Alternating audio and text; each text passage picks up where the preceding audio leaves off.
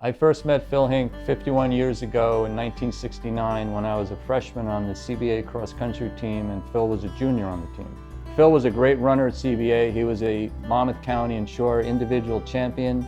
He also helped his team to several Shore and county championships. In addition to his running accomplishments, I always remember Phil and his buddy Bill Bruno dribbling a basketball from CBA all the way down to Atlantic City to honor the CBA basketball team. I think of Phil as kind, generous, hardworking, dedicated, funny, and a leader. Phil went to school out in Ohio. I know he had a very successful track and cross-country career at the University of Toledo, where he was an All-American.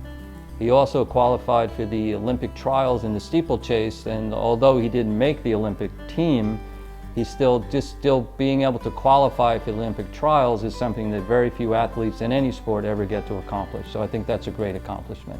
After Phil returned back home to Monmouth County where he grew up, he became heavily involved in the Jersey Shore running community. He first started to run races again and he was very successful. He won a lot of races in the Shore and as well as the state. And then he started to volunteer for many races. He soon became probably premier race director in the entire Shore, where at one point he was directing probably close to 50 races a year, which turns out to be, since there's no races in the winter, probably close to 2 races every weekend. There were very few races that Phil was not involved in.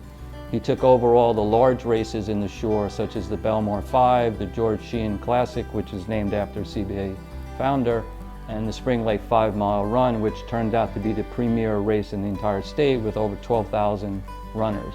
All these races that Phil took over were great races to begin with, but Phil really elevated them to an entirely different level. In addition to all the runners that were able to participate in the races, each race also raised an incredible amount of money for charities. Phil met his soulmate, and I remember I was at their wedding on New Year's Eve many, many years ago. Penny and Phil work great together. Penny puts up with a lot of Phil's getting up at 3 o'clock every morning on the weekends to put on the races, and she's there right beside him the entire time. So I think they're a great couple, and I think they complement each other very well. He also grew up in Monmouth Beach with, I believe, 7 brothers and sisters, which I think is a pretty normal size for Monmouth Beach, but he now lives in the same house he actually grew up in. I think Phil's a great person. I feel honored and very blessed to be a friend of his for over 50 years. I think all of the CBA brothers, faculty, alumni, and former students should be proud that Phil is a member of their family. I think Phil represents everything that CBA teaches us to be.